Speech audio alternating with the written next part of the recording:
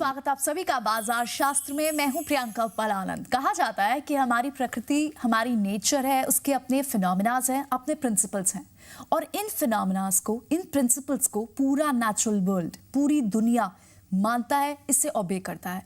वाकई ओबे करने वाली बात तो है, जैसे दिन के बाद रात आती है या फिर एक पौधा बड़े होके पेड़ बन जाता है। बहुत ही मिस्टीरियस है ये नेचर, और मिस्टीरियस तो स्टॉक मार्केट भी कही जाती है। क्या कोई ऐसा ग्राउंड है जहां पर हम नेचर को स्टॉक मार्केट से कंपेयर कर सकते हैं?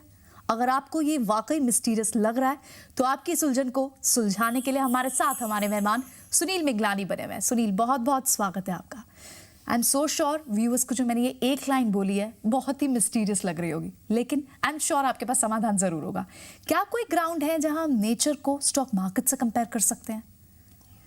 बिल्कुल।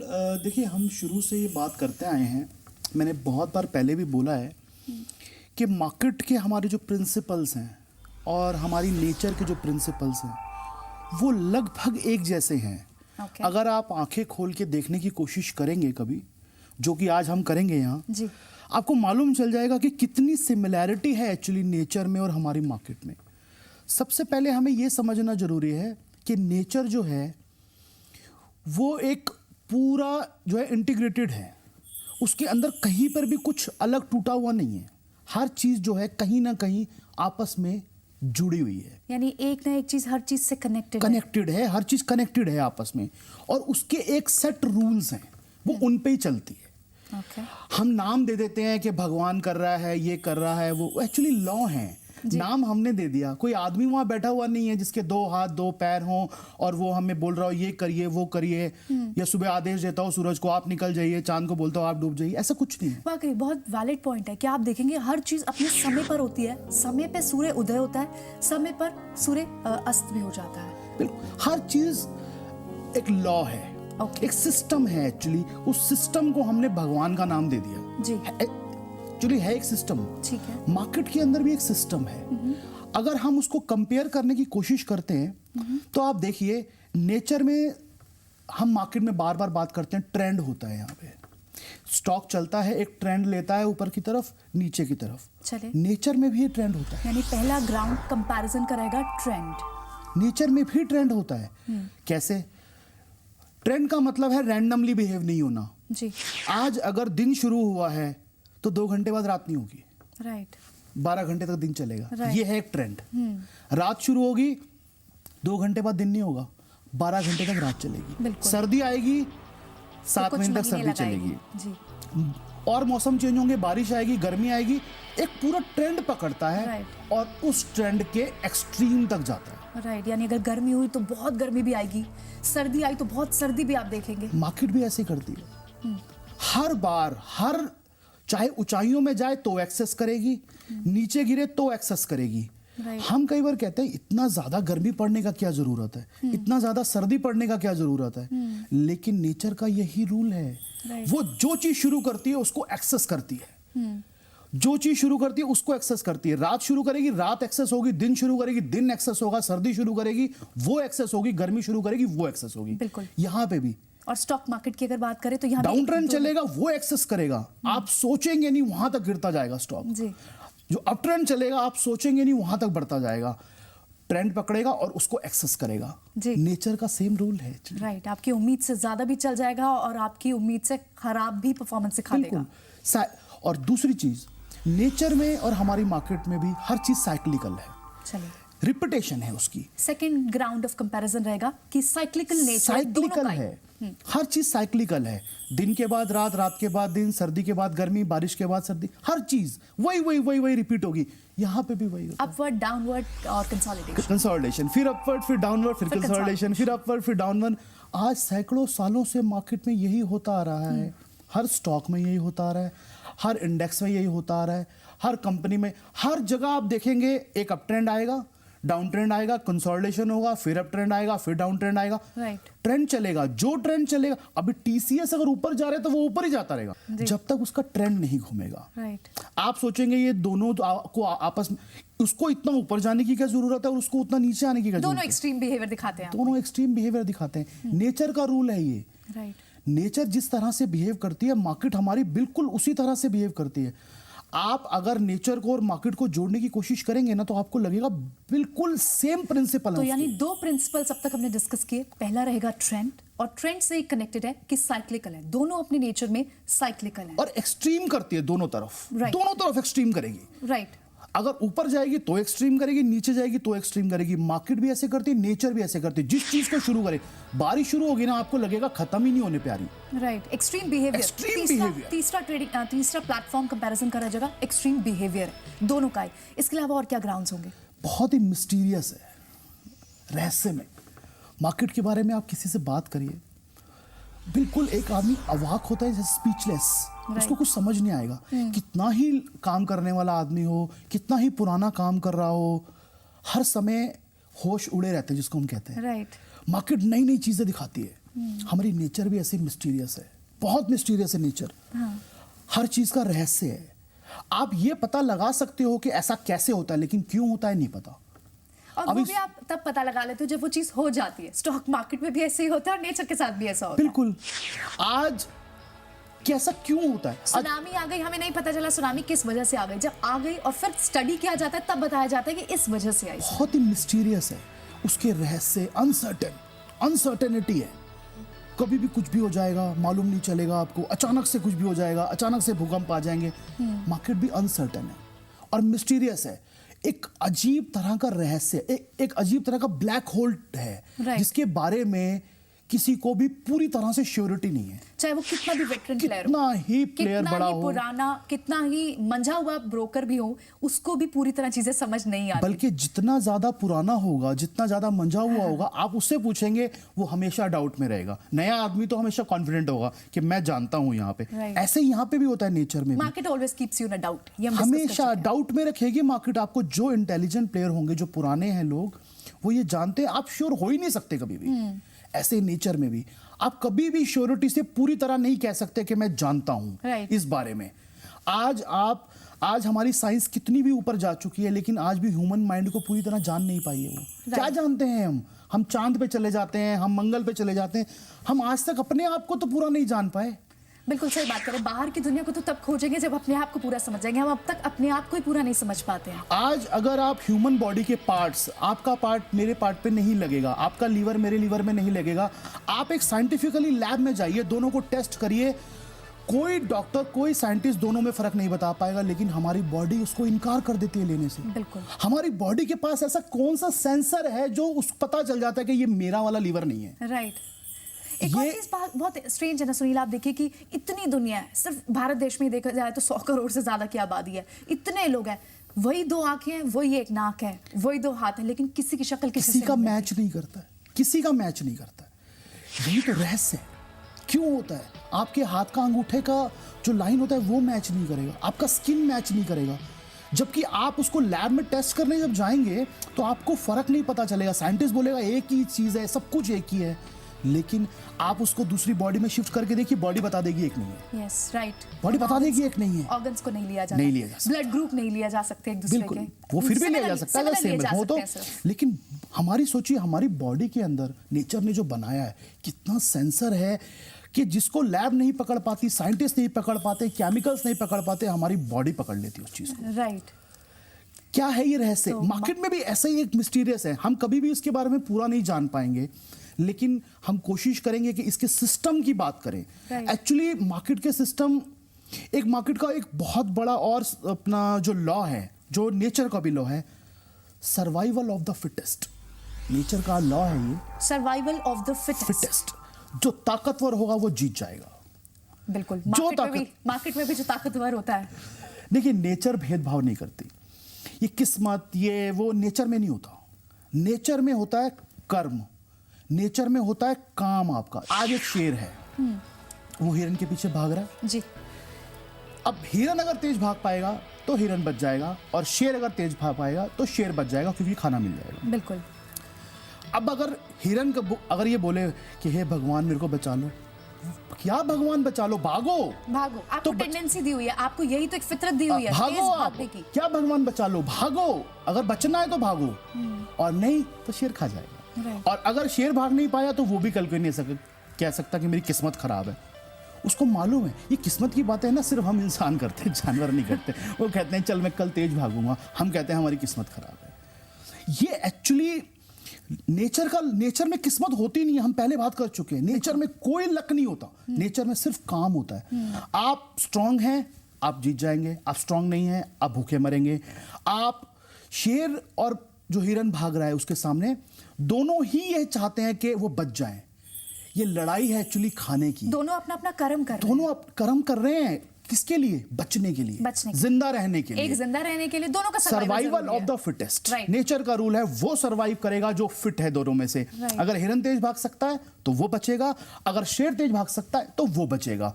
नेचर के लिए कोई भेदभाव नहीं है, उसको कोई फर्क नहीं पड़ता हिरन बोले मैं कमजोर हूं मुझे बचा लो। नो, कमजोर हो जाओ, फिर यहां जगह नहीं है आपका।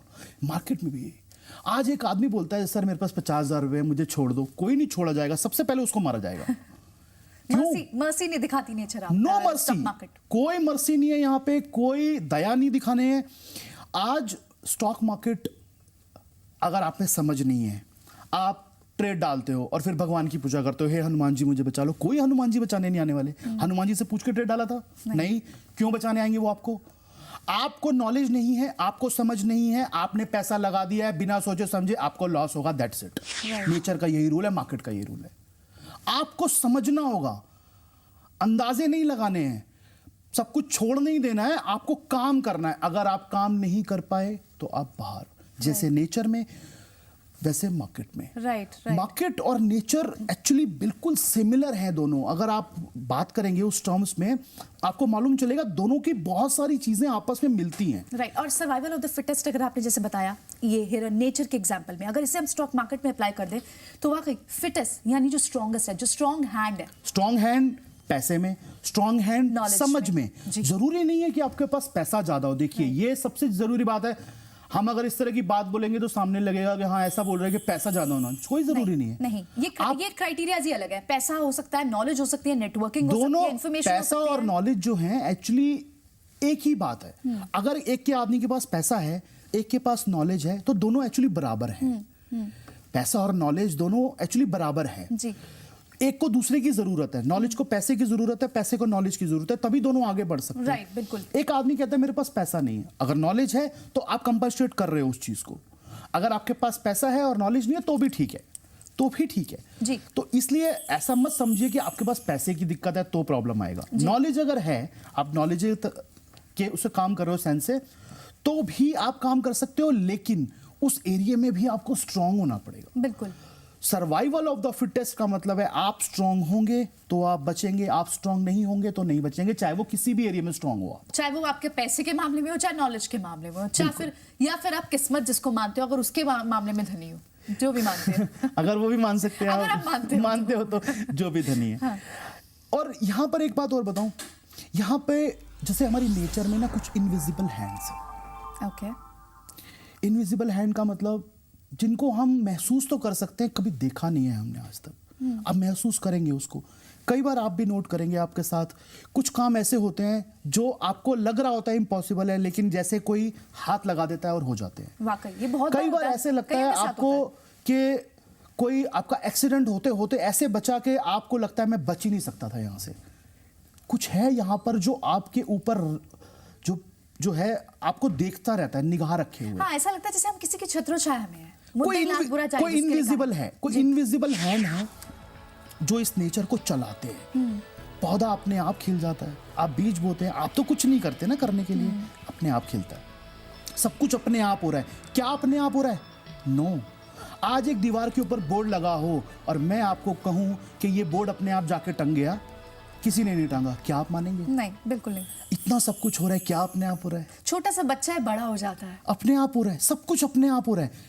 अगर ये मैं आपको मानूं, एक बोर्ड दीवार में अपने आप नहीं टंग सकता, इतनी बड़ी नेचर अपने आप कैसे चल सकती है? सब कुछ कोई इनविजिबल हैंड्स हैं जो बचाते हैं। छोटा बच्चा आज सीढ़ियों से गिर जाता है, उसको चोट नहीं लगता है, कोई बचाता है। जो लोग जानते हैं, देखते हैं, छोटे बच्चे को अक्सर चोट नहीं लगती। और शायद हम एक कदम भी गिर जाएंगे तो शायद फ्रैक्चर हो जाएगा। बिल्कुल, क्योंकि कोई ना कोई इनविजिबल हैंड है जो उसकी रक्षा करते हैं। उन्हें मालूम है कि ये अपनी अभी अपने आप नहीं को कर संभाल नहीं सकता, जी। तो वो उसकी रक्षा करते हैं। वो कौन है क्या है नहीं पता हमें, लेकिन कोई इनविजिबल हैंड्स हैं जो हर चीज को ऊपर लेके जाते हैं, हर चीज को नीचे लेके आते हैं। कुछ ना कुछ है। ऐसे मार्केट में भी है। मार्केट के अंदर भी कोई इनविजिबल हैंड है जो माल लेते हैं। जब बिल्कुल एकदम ऐसी फीलिंग होती है डेस्पेयर, लोगों को बिल्कुल समझ नहीं आ रहा होता क्या करना है, होपलेस फीलिंग होती है, तब वहां पे वो इनविजिबल हैंड माल उठाते हैं, मार्केट ऊपर आती है। ऐसी फीलिंग जब लोग बिल्कुल गंगो होते हैं, एकदम सबको यूफोरिक होता है, वहां पर वो माल बेचता है, वो नीचे आता है। कोई ना कोई इनविजिबल हैंड है जो इस मार्केट को ऑपरेट करते हैं। हमने उसको ऑपरेटर का नाम दे दिया, कोई उसको एफआईज बोल देता है, यहाँ पर हम नेचर में उसको भगवान बोल देते हैं। नाम हम कुछ भी दे लें, कोई इनविजिबल हैंड है। राइट, राउंड द क्लॉक काम कर रहा होता है। नेचर के मामले में राउंड द क्लॉक काम कर रहा होता और स्टॉक मार्केट के मामले में भी राउंड द क्लॉक हो रहा। कई बार लोगों को यहाँ समझ में नहीं आता। अभी 2009 में हुआ क्या, 2009 का बात आपको बताता हूँ। 2009 में हुआ क्या, मार्केट 2500 के आसपास काम कर रहा था। उसके बाद एकदम से इलेक्शन का टाइम आया, उससे 2-3 महीने पहले मार्केट एकदम से 1000 पॉइंट ऊपर आ गया। लोगों को समझ में नहीं आया, किसी ने वहां पे कुछ लिया नहीं एक्चुअली, क्योंकि इलेक्शन बिल्कुल पास में थे, तो लोगों को यही था कि कौन सा गवर्नमेंट बनेगा तो मालूम नहीं चलता, तो इलेक्शन के बाद लेंगे जब क्लैरिटी हो जाएगा। इलेक्शन के दिन जो रिजल्ट आया तो यूपीए गवर्नमेंट जीत गया जी। मार्केट खुला सीधा 20% सर्किट पे ऊपर। राइट, गैप अप ओपनिंग ही हुई सिर्फ 20% सर्किट। अब वहां पर 2500 का मार्केट 4500 आ गया विद इन 3 मंथ्स, और लोग देखते रह गए। और वहां पर हर आदमी एक दूसरे को देख रहा है कि किसने माल लिया। हर आदमी की निगाहें दूसरे से पूछ रही हैं कि शायद हो सकता है इसने लिया हो। किसी को नहीं पता किसने लिया, लेकिन किसी ना किसी ने लिया वहां 2500 पे। वो हैंड इनविजिबल कौन थे किसी को नहीं पता, लेकिन इस मार्केट में कुछ इनविजिबल हैंड्स हैं जो इस मार्केट की हर चीज को जानते हैं। इनफैक्ट ये तो रोज ही होता है सुनील, अगर हम देखें तो अभी के पीछे के दिनों में ही हमें समझ नहीं आ रहा कि कौन सा फंडामेंटल ट्रिगर है पोस्ट बजट, लेकिन मार्केट कहां से चलती 59 मिनट के पास पहुंच गई। मार्केट ऐसा ही करती है, मार्केट का बिहेवियर ऐसा ही है। आप उसको जितना समझने की कोशिश करेंगे, नेचर आप देखिए ना, आप कितना समझने की कोशिश करते हैं, लेकिन क्या होता क्या है, कुछ नहीं होता। रह जाते हैं आप पीछे, आप लगे रहते हैं सोचने में, दिमाग लगाने में, लेकिन एंड में जाके आपका हर क्वेश्चन का आंसर नहीं मिलता, आपका क्वेश्चन एक कदम पीछे हो जाता है। आज मैं आपसे पूछता हूँ ये पेड़ के पत्ते हरे क्यों हैं, आप कहेंगे ग्लिस, उसके कारण जो भी होता है उनके अंदर, लेकिन उसमें क्या जरूरत है होने की, आपके पास उसका आंसर नहीं है।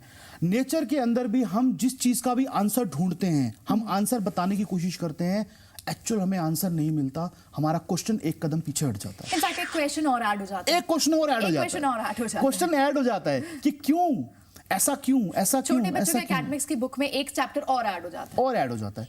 हम लोग इसीलिए क्वेश्चन के आंसर ढूंढते रहते हैं, हमें कभी आंसर नहीं मिलते।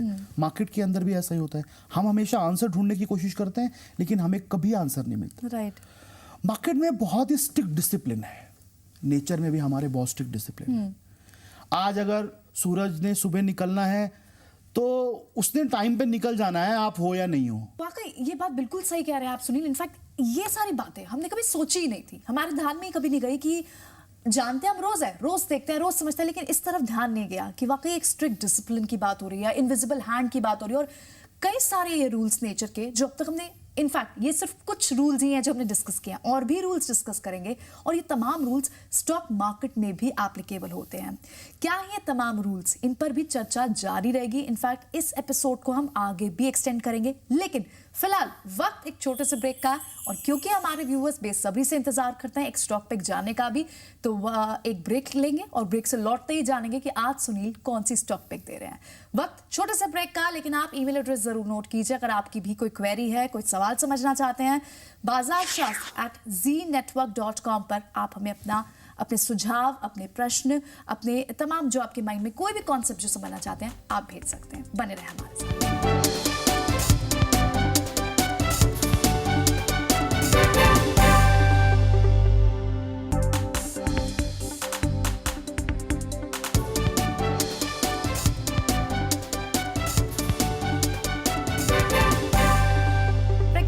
फिर आपका स्वागत है, आप देख रहे हैं अपना आपका पसंदीदा शो बाजार शास्त्र, और अब बारी है एक स्टॉक पिक जाने की जो सुनील का इस वक्त पसंदीदा है। सुनील, इस वक्त कौन सा स्टॉक पसंदीदा इसलिए क्योंकि चार्ट्स पर अच्छा लग रहा होगा आपको, कौन सा स्टॉक दे रहे हैं आज? आज का स्टॉक है कैस्ट्रॉल। मैं चार्ट पे दिखाता हूँ आपको, देखिए आप, जैसे आप ये देख पा रहे हैं, ये वीकली चार्ट है इसका। वीकली चार्ट के अंदर इसका ट्रेंड अभी तक बिल्कुल ऊपर का है, और ये इसका डेली चार्ट है। डेली चार्ट में एक इसका रेजिस्टेंस लेवल था करीबन 316 से लेकर 320 की रेंज, जी। और ये इसने अभी एक दो दिन पहले ही काटा है ये रेंज ऊपर की तरफ।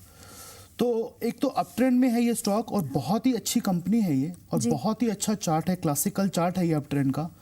तो हमारा मानना ये है कि अगर इसको यहाँ पे लिया जाता है इन 330 की रेंज में, 330-25 की रेंज में, और नीचे की तरफ एक बार 300 रुपए के आसपास का एक स्टॉप लॉस लगाया जाता है, तो इसका हाई लगभग इसी के आसपास है, 330 के आसपास ही।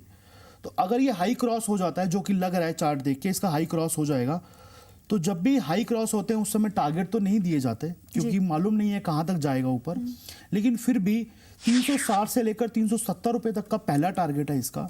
उसके बाद इसका टारगेट 400 रुपए रहेगा। 300 रुपए का एक स्टॉप लॉस रखना बहुत जरूरी होगा आपको, और 320 से लेकर और 330 के बीच की रेंज में आप इसे कहीं पे भी बाय कर सकते हैं। चलिए, फंडामेंटली भी स्ट्रॉन्ग काउंटर है क्योंकि ये भी एक कंजम्पशन बेस्ड काउंटर है। बहुत स्ट्रॉन्ग काउंटर है ये, बहुत ही अच्छा चार्ट है ये। हालांकि थोड़ा ऊपर आ गया है अभी, लेकिन यहाँ पे भी लिया जा सकता है। चलिए, एक व्यूअर्स को ये जरूर यहाँ बता दें क्योंकि जैसे कि आपने साफ बताया कि अगर 330 को ऊपर की तरफ काट देता है तो इसके चांसेस ज्यादा कि ऊपर जाए, तो यानी बाय जो है वो आपको स्ट्रिक्टली इसी रेंज में करना है। बाय आपको इसी रेंज 330 या उसके ऊपर ही 330-320 की रेंज में आप बाय करें, 300 रुपए के आसपास का स्टॉप लॉस लगाएं। 330-32 पार होते ही एक बार ये ऐसी जोन में आ जाएगा जहां ये कहीं भी जा सकता है जी। वहां पे कोई लिमिट नहीं है, ये 360 भी जा सकता है, ये 400 भी जा सकता है, इसकी कोई लिमिट नहीं रहेगी। ऐसे भी बहुत फास्ट मूविंग काउंटर अगर दिखाता है तो ये भी एक्सट्रीम बिहेवियर बहुत दिखाता है। बहुत बहुत अच्छा काउंटर है ये। चलिए, कैस्ट्रॉल रहेगा आज का स्टॉक पिक। आप इसके लेवल्स एक बार फिर से नोट कर लें। आपको इसे खरीदना होगा 320 से 330 के जोन में, और टारगेट जो हम यहाँ से आय कर रहे हैं, पहला टारगेट यहाँ से लगभग 360-370 का एक दिखा सकता है ये टारगेट, अपनी चाल दिखा सकता है। और जो दूसरा टारगेट रहेगा, अगर ऐसी ही चाल बनी रहती है तो 400 रुपए तक का लेवल आपको देखने को भी मिल सकता है, लेकिन स्टॉप लॉस 300 रुपए का जरूर लगा के रखें। 300 रुपए वही जोन रहेगा, 1-2 रुपए आप जो हमेशा बताते हैं। हाँ, 300 रुपए के आसपास का 2-3 रुपए ऊपर नीचे चलाना चाहिए जी, उस जोन को नहीं काटना चाहिए। अगर उससे नीचे जाता है तो आपको भी सौदा काट देना है यहाँ पर। चलिए, बिल्कुल कैस्ट्रॉल आज की स्टॉक पिक रहेगी, और उम्मीद यही रहेगी व्यूवर्स से कि वो आज हमारे इन तमाम कॉन्सेप्ट्स को, जो एक अलग टॉपिक हमने आज डिस्कस करा है, नेचर से कंपेयर करा है स्टॉक मार्केट को, उस डायरेक्शन में भी सोचना शुरू करें, अपने थॉट प्रोसेस को बढ़ाएं कि वाकई जितने वाइज हम नेचर के साथ रहते हैं, जितना पालन हम नेचर का, कुदरत का करते हैं, उतना ही पालन हम इस शेयर बाजार का भी करने लग जाएं, इसके प्रिंसिपल्स का भी पालन करने लग जाए, तो हम ऊपर की ट्रेंड में, यानी ऊपर की दिशा में ही रहेंगे, मुनाफे की दिशा में ही रहेंगे। इसी के साथ शुक्रिया सुनील शो में आने के लिए। आपका कोई डिस्क्लोजर? ये स्टॉक में होल्ड कर रहा हूँ। चलिए, इसी के साथ सुनील से आज तो इजाजत देते हैं। अगले हफ्ते फिर उनसे जानेंगे कुछ ऐसे ही कॉन्सेप्ट्स। इसी कॉन्सेप्ट को आगे भी इस पर चर्चा करेंगे, कुछ और मुद्दों पर, कुछ और ग्राउंड्स पे कंपेयर करेंगे नेचर और स्टॉक मार्केट को, जो आज तक हमने सोचा नहीं है, जो हमारी सोच से भी परे था। वक्त आपसे इजाजत लेने का, अगले हफ्ते फिर होगी आपसे मुलाकात। नमस्कार। आकाशवाणी हुआ जिसमें वो कहा गया कि देवकी का 8वां पुत्र जो है वो तुम्हारी मौत बनेगा। जो कंस थे उन्होंने 7 बच्चों को पहले मारा, अब 7 बच्चों को मारने की जरूरत है। अगर 8वें को बचा, अगर आप चाहते हो 8वां पैदा ना हो तो माँ को मार दो। हाँ, बिल्कुल लॉजिक है। लेकिन आप माँ को मार नहीं, सकते हो, दोनों को अलग कर सकते हो।